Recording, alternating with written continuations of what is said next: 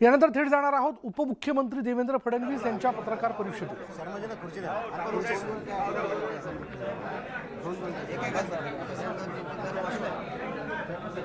पण किती संघटना? 32 त्याच्यामध्ये कॉन्ट्रॅक्ट संघटना आहे। कॉन्ट्रॅक्ट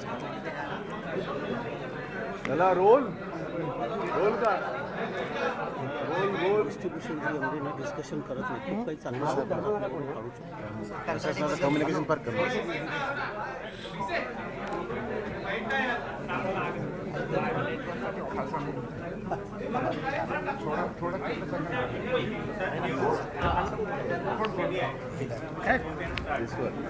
पीटीआय आहे। हे चांगलं आलं पीटीआयने हे सुरू केल्यामुळे।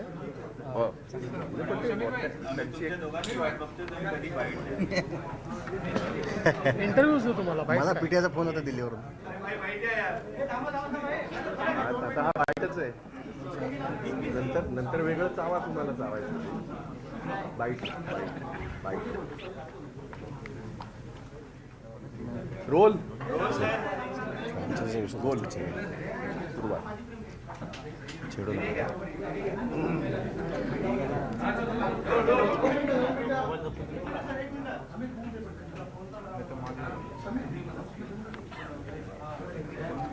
तुम्ही सगळे सॅटिस्फाईड झाले की बोलतो?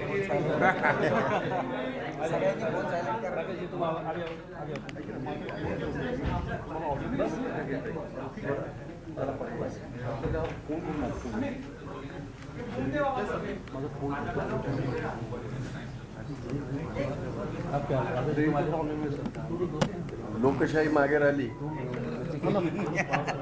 लोकशाही मागे राहिली। कसं काय चाललं?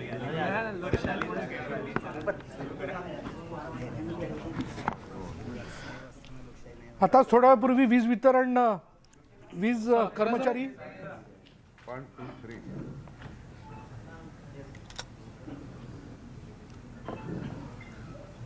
काल रात्रीपासनं आपल्या ज्या विजेच्या तिन्ही कंपन्या आहेत, या तिन्ही कंपन्यांच्या कर्मचाऱ्यांनी एक संपाची घेऊन संप सुरू केला। काही मागण्यांच्या संदर्भात हा संप होता।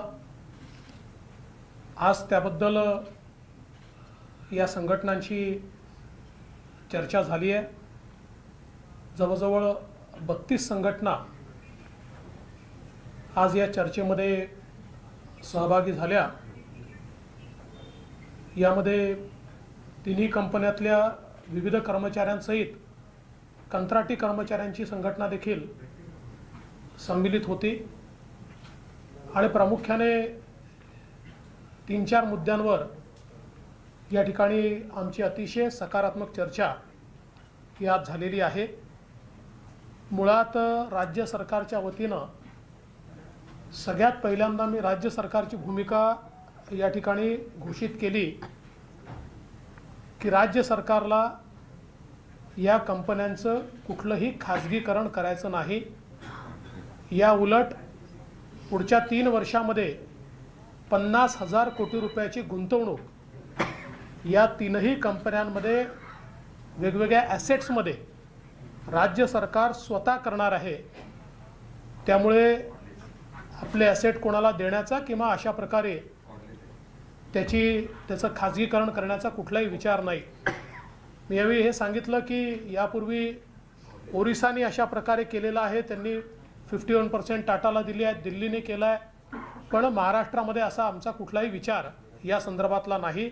अतिशय स्पष्टपणे ही गोष्ट मी सांगितली आहे।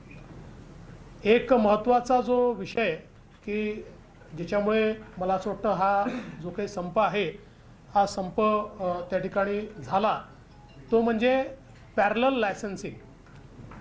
जो विजेचा कायदा आहे, या कायद्यामध्ये एक पॅरलल लायसन्सेसची एक व्यवस्था आहे आणि त्या संदर्भात नुकतंच MERCकडे एका खाजगी कंपनीनं त्या ठिकाणी प्रायव्हेट लायसन्सिंगच्या संदर्भात एक अर्ज दाखल केला आहे आणि या संदर्भात या सगळ्या युनियन्सचं असं म्हणणं होतं की महाराष्ट्र सरकार किंवा आपल्या ज्या कंपन्या आहेत, विशेषतः वितरण कंपनी असेल यांनी या संदर्भात कंटेस्ट करणं गरजेचं होतं, कारण पॅरलल लायसन्स आल्यानंतर त्याचा जो परिणाम आहे हा आपल्या कंपन्यांवर त्या ठिकाणी होणार आहे, त्याच्या प्रॉफिटेबिलिटीवर त्याचा परिणाम होणार आहे आणि त्याचा कॅस्केडिंग इफेक्ट देखील तयार होऊ शकतो. या संदर्भात मी त्यांना आश्वस्त केलेलं आहे की आत्ता जे काही नोटिफिकेशन काढलं होतं हे त्या खाजगी कंपनीने काढलेलं नोटिफिकेशन आहे.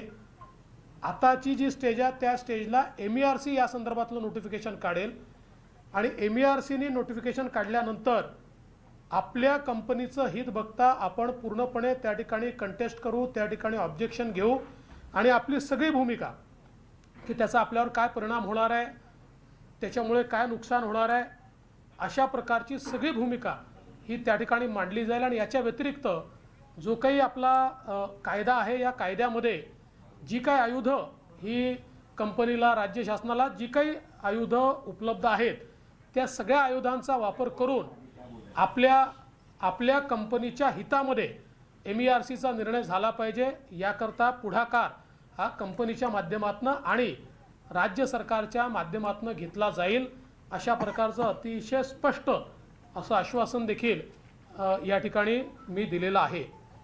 यासोबत कंत्राटी कामगारांच्या संदर्भात विधानसभेतच आपण घोषणा केली होती की त्यांना काही ॲडिशनल मार्क देऊन आता जी भरती आहे त्यात त्यांना कुठेतरी जाता आलं पाहिजे. पण त्यात माझ्या असं लक्षात आणून देण्यात आलं आहे की विशेषतः एज रिलॅक्सेशन दिल्याशिवाय त्यांना त्या ठिकाणी घेता येणार नाही. तर एक स्पेशल केस म्हणून जे काही एज रिलॅक्सेशन आपल्याला देता येईल ते निश्चितपणे राज्य सरकार किंवा आपली कंपनी जी आहे ती कंपनी त्या ठिकाणी देऊन त्यांचा समावेश कसा करून घेता येईल याला प्राधान्य आपण देणार आहोत. यासोबत असंही लक्षात आणून दिलं आहे की कंत्राटी कर्मचाऱ्यांना जो ॲक्च्युअल आपल्या नियमाने जो पैसा मिळाला पाहिजे किंवा पगार मिळाला पाहिजे तो न मिळता तो कमी मिळतो आहे. तर त्याही संदर्भात आपण हे ठरवलेलं आहे की एक व्यवस्था उभी करायची की ज्यातनं त्यांच्या हिश्शाचा एकही पैसा कोणाला त्या ठिकाणी काढता येऊ नये. यासोबत या युनियनशी आम्ही चर्चा करणार आहोत आणि चर्चा करून त्या संदर्भात त्यांनीही काही प्रपोजल्स तयार केलेले आहेत कंत्राटी कर्मचाऱ्यांच्या संदर्भात, तर त्याही संदर्भात त्यांच्याशी चर्चा आम्ही करणार आहोत. एक ॲग्रिकल्चर कंपनी तयार करण्याचा जो काही राज्य सरकारचा विचार आहे त्याही संदर्भात युनियनशी चर्चा झाली. त्यावेळेस मी त्यांना हे सांगितलं की ॲग्रिकल्चर कंपनी तयार करण्याच्या संदर्भात आमच्या डोक्यातला विषय एवढाच आहे की आज ॲग्रिकल्चरमध्ये इनपुट इलेक्ट्रिसिटी नेमकी किती जाते आहे आणि किती बिल होते आहे किंवा त्याचा ॲक्च्युअल आपल्यावर किती त्याचा भार पडतो आहे याची आपल्याजवळ कुठली व्यवस्थाच नाही आहे. आणि त्यामुळे अनेक वेळा आपली इनएफिशियन्सी किंवा जी वीज चोरी आहे या दोन्ही गोष्टी ॲग्रिकल्चर नावावर आपण टाकून देतो. तर जोपर्यंत रोग हा नेमका काय आहे हा आपल्या लक्षात येणार नाही तोपर्यंत आपली एफिशियन्सी सुधारणार नाही आणि आपण ॲग्रिकल्चर नावाने त्या ठिकाणी लोड टाकत राहू आणि ॲग्रिकल्चरलाच आम्हाला अनवायबल करताय अशा प्रकारचं चित्र तयार होईल. पण त्यासोबत मी त्यांना ही देखील ऑफर दिली आहे की यापेक्षा चांगलं काही त्यांच्याजवळ जर एखादी स्कीम असेल किंवा त्यांच्याकडे विचार असेल तर त्यांच्याशी चर्चा करायला आम्ही तयार आहोत आणि त्या माध्यमातून त्यांनी दिलेली योजना अधिक चांगली असेल तर ती देखील स्वीकारण्याकरता राज्य सरकार मागे पुढे पाहणार नाही. जलविद्युत प्रकल्पाच्या संदर्भातही मागच्या काळामध्ये जो काही एक प्रयोग केला होता आणि त्यातनं काही लोकांना दिले होते, त्यातनं काही इन्व्हेस्टमेंट आलं नाही, तर त्या संदर्भात एक कॅबिनेटला आमचा निर्णय लवकरच येतो. त्याही संदर्भात आम्ही काही निर्णय करणार आहोत जेणेकरून अशा प्रकारे केवळ आपले ॲसेट अडवण्याच्या दृष्टीनं जे काही त्या ठिकाणी कोणाला जर देण्यात आले असतील तर ते अशा प्रकारे न करता आपल्याला त्यातनं जलविद्युत प्रकल्प सुरू करायचा आहे. त्याच्यामुळे असे अडलेले ॲसेट किंवा अशा प्रकारचे जे काही निर्णय आहेत या निर्णयाचा फेरविचार करण्याच्या संदर्भात आम्ही एक कॅबिनेटमध्ये त्या संदर्भातला निर्णय देखील आणतो आहोत. एकूणच ज्या काही गोष्टी युनियन्सनी या ठिकाणी सांगितलेल्या आहेत आणि शासनाचा विचार यामध्ये काही फार अंतर नाही आहे. कदाचित आमची बैठक ही यापूर्वी झाली असती तर अशा प्रकारची वेळ देखील आली नसती. पण यातनं जे काही कम्युनिकेशन गॅप झाली ती कम्युनिकेशनची गॅप आपल्याला कशा प्रकारे कमी करता येईल हा प्रयत्न आम्ही करू. मात्र मला असं वाटतं की या ठिकाणी युनियन्सला देखील आम्ही जी भूमिका घेतली आहे ती भूमिका त्या ठिकाणी योग्य वाटते आहे, कारण त्यांची भूमिकाच आम्ही त्या ठिकाणी स्वीकारलेली आहे. आणि म्हणून मी त्यांना विनंती केली आणि विनंती केल्यानंतर त्यांनी त्या संदर्भात सगळ्यांनी एकत्रितपणे निर्णय घेतलेला आहे. तो निर्णय त्यांनीच या ठिकाणी घोषित करावा अशी मी त्यांना विनंती करतो. शर्मा साहेब बोलता तुम्ही?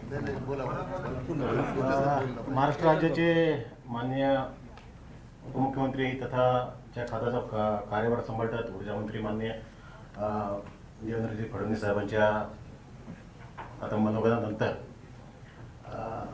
मागच्या 9 तारखेला या ऊर्जा क्षेत्रात काम करणाऱ्या 31-32 संघटना प्लस कॉन्ट्रॅक्टर असोसिएशननी काही प्रश्न महाराष्ट्र शासनाला विचारले होते की बाबा ज्या पद्धतीने आता साहेबांनी सांगितलं की पॅरलल लायसन्सच्या स्वरूपामध्ये जर अशा प्रकारचा प्रयोग महाराष्ट्रात झाला तर त्याचे दुष्परिणाम उर्वरित महाराष्ट्राच्या ग्राहकांवर काय होणार आहेत. तर ती भूमिका सातत्याने आम्ही मांडण्याचा प्रयत्न केला. त्या संदर्भात आम्ही नागपूरला सुद्धा एक जबरदस्त मोर्चा विधानसभेवर नेला होता.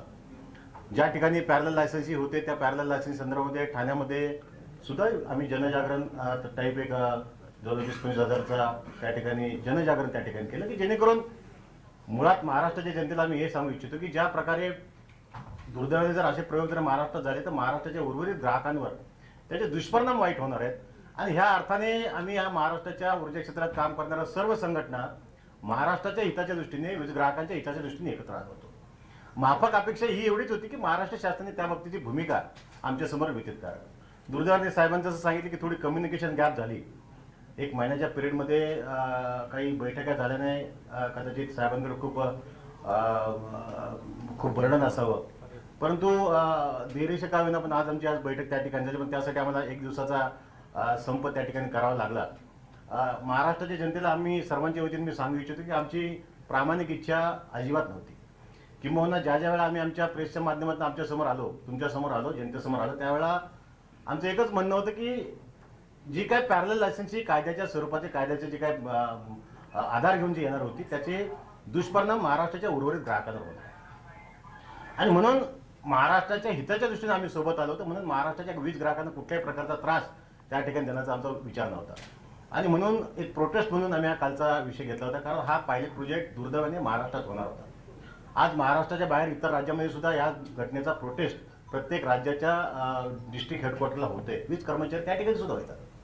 परंतु आम्हाला खात्री होती की ज्या वेळेला माननीय फडणवीस साहेबांच्यावर चर्चा होईल त्यावेळेला काही भूमिका आमच्यासमोर राज्य सरकारची येईल आणि ती भूमिका त्यांनी आज आपल्यासमोर या ठिकाणी त्यांच्या माध्यमातून आपल्यासमोर आणलेली आहे.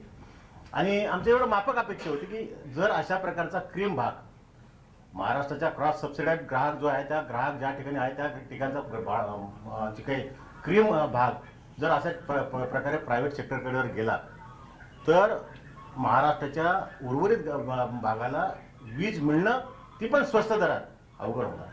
ह्या सगळ्या जस्टिफाईड गोष्टी आम्ही साहेबांच्या बरोबर 1 तास चर्चा करत असताना सांगितल्या. आणि आम्हाला एका गोष्टीचा खूप आनंद आहे की त्यांनी अतिशय आता साहेब तर अभ्यासच आपल्या सगळ्यांना कल्पना आहे अतिशय मनापासून ऐकलं तर त्यांना जस्टिफाईड वाटल्या. आणि त्यांनी ज्या पद्धतीने या ठिकाणी निर्णय दिला की याच्यामध्ये महाराष्ट्रामध्ये कुठल्याही प्रकारचं खाजगीकरण होणार नाही ही महाराष्ट्र शासनाची भूमिका आहे. त्याचबरोबर त्यांनी ज्या प्रकारे आता हा रेग्युलेटरी कमिशनचा विषय असल्या कारणामुळे आम्ही प्रायोरिटिव्ह ज्याला आपण म्हणतो की पब्लिक नोटीस हिअरिंगच्या अगोदर आम्ही हा एक जरा थोडीशी गोष्ट महाराष्ट्रासमोर आणण्याचा प्रयत्न केला. त्यावेळेला हिअरिंगच्या वेळेला साहेबांना आम्ही विनंती केली की महाराष्ट्र शासनाला याच्यामध्ये इंटरव्हेंट करण्याचा अधिकार आहे. 2003च्या कायद्याच्या सेक्शन 14-15च्या अनुषंगाने जर पॅरलल लायसन्स देता येत असेल तर ती जर महाराष्ट्राच्या ग्राहकांच्या हिताची नसेल, if it is not in the interest of public or consumers, तर त्याच्यामध्ये महाराष्ट्र शासनाला इंटरव्हेंट करण्याचा अधिकार त्याच कायद्याने दिलेला आहे. आणि म्हणून आतापर्यंत आम्ही महाराष्ट्र शासनाची भूमिका त्या ठिकाणी मागत होतो. त्यामुळे आज साहेबांनी त्याच पद्धतीने सांगितलं की महाराष्ट्रामध्ये अशा प्रकारचा भाग त्यांची क्लिअर भूमिका त्यांनी आमच्यासमोर सांगितली की ज्या ठिकाणी महाराष्ट्राच्या वीज कंपनीला रेव्हेन्यू मिळतो तो भाग आम्ही कुठल्याही परिस्थितीत प्रायव्हेट सेक्टरला देणार नाही अशी महाराष्ट्र शासनाची भूमिका त्यांनी व्यक्त केली. आणि आम्हाला तेही हवं होतं किंवा कारण त्याचा शेवटी दुष्परिणाम कारण आपण नेहमी बघतो की या महाराष्ट्राच्या प्रगतीमध्ये ज्या घटकाचा महत्त्व आहे म्हणजे शेतकरी असेल, ग्रामीण भागातला माझा बीपीएल ग्राहक असेल तर त्यांना स्वस्त दरात वीज मिळली पाहिजे. शासनाची भूमिका त्यांनी आम्हाला सांगितली. तर ती भूमिकाला कुठेतरी छेद जाणारा निर्णय आहे आणि तो निर्णय साहेबांनी या ठिकाणी सांगितला आहे. आम्ही त्या पद्धतीने आमचं प्रेझेंटेशन इंटरव्ह्यूचं प्रेझेंटेशन आम्ही त्या ठिकाणी करू रेग्युलेटरी कमिशनकडे आणि कुठल्याही परिस्थितीत अशा प्रकारची पॅरलल लायसन्स करण्याची आमची भूमिका त्या ठिकाणी आम्ही राज्य शासन म्हणून त्या ठिकाणी आम्ही घेऊ. त्याचबरोबर जलविद्युत प्रकल्पाच्या बाबतीत तर साहेबांनी अतिशय क्लिअर कट भूमिका घेतली की बाबा ज्या काय जलविद्युत प्रकल्प इरिगेशनकडे त्याच्या संदर्भातले आम्ही येत्या कॅबिनेटमध्ये निर्णय घेऊ आणि तो पॉझिटिव्ह निर्णय आम्हाला सन्माननीय CMD साहेबांनी पण मागच्या वेळेस सांगितलं होता.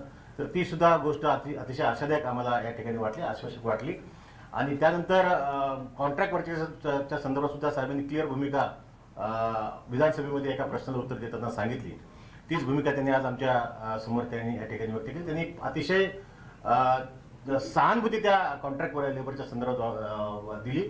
Even not only in the power sector, बाकीच्या क्षेत्रातल्या सुद्धा कॉन्ट्रॅक्ट वर्करच्या संदर्भामध्ये साहेबांनी या ठिकाणी भूमिका व्यक्त केली की आम्ही त्यांच्या बाबतीत सहानुभूती आहोत आणि आम्ही कुठल्याही म्हणजे आम्हाला त्यांनी प्रपोजल सुद्धा मागितले की त्या संदर्भामध्ये जे प्रपोजल असेल ते तुम्ही आम्हाला सबमिट करा, आपण त्याच्यावर निश्चित चर्चा करू. त्याचबरोबर फ्रँचायझी संदर्भात सुद्धा साहेबांनी काही गोष्टी सांगितल्या. तर आम्हाला एक गोष्ट आनंद आहे की ज्याला आम्ही फ्रँचायझी लढा घेतला पूर्वी त्याला आम्हाला साहेबांनीच त्या ठिकाणी भूमिका त्या ठिकाणी मांडली होती. त्याच्यामुळे कुठल्याही प्रकारची फ्रँचायझीज होत असेल तर कुठल्याही गोष्टीची या ठिकाणी चर्चा होत असेल तर ती चर्चा फक्त शेती कंपनीच्या बाबतीतला असेल तर त्या संदर्भात तुमचं जे प्रपोजल आहे ते प्रपोजल द्या. त्याच्यामध्ये कुठलाही इंटेन्शन त्याच्या अनुषंगाने प्रायव्हेटायझेशन होईल, कुठल्या प्रायव्हेटायझेशनला प्रमोट करण्याचं होईल अशा प्रकारची भूमिका अजिबात आमच्या राज्य शासनाची अशी भूमिका साहेबांनी या ठिकाणी सांगितलेली आहे. आणि अशा प्रकारची भूमिका असल्यानंतर आम्ही सुद्धा सर्व 32 संघटना असतील, त्याचबरोबर कॉन्ट्रॅक्ट लेबरच्या संघटना असतील यांनी या ठिकाणी विचारविनिमय केला आणि साहेबांनी जाहीररित्या जे निर्णय या ठिकाणी घेतलेत त्या निर्णयाच्या बाबतीत आम्ही सुद्धा पॉझिटिव्ह निर्णय घेऊन आता जो आमचा संप चालू आहे त्या संपाच्या संदर्भामध्ये या ठिकाणी निर्णय आम्ही संप मागे घेण्याच्या बाबतीत निर्णय घेतोय. आणि आम्हाला खात्री आहे की साहेब ज्या गोष्टीत या ठिकाणी कमिटेड केल्या ते कमिटमेंट 100% पाळतील. आणि जो काही दुरावा मला वाटतं या बाबतीत निर्माण झालेला आहे भविष्यामध्ये दुरावा कमी करण्याचा प्रयत्न साहेब तुम्ही आपण पुढाकार घेऊन कराल आणि महाराष्ट्राला प्रकाशमय करण्याचा अतिप्रकाशमय करण्याचं काम या ठिकाणी करू आपण आपल्या सगळ्यांच्या वतीने, असं आम्ही आमच्याही वतीने तुम्हाला आश्वासित करतो. धन्यवाद. थँक्यू. आणि अखेर वीज कर्मचाऱ्यांनी आपला संप जो आहे तो मागे घेतलेला, राज्यातल्या जनतेला मोठा दिलासा. यानंतर या बुलेटिनमध्ये इथेच थांबणार आहोत. पहा फक्त न्यूज 18 लोकमत.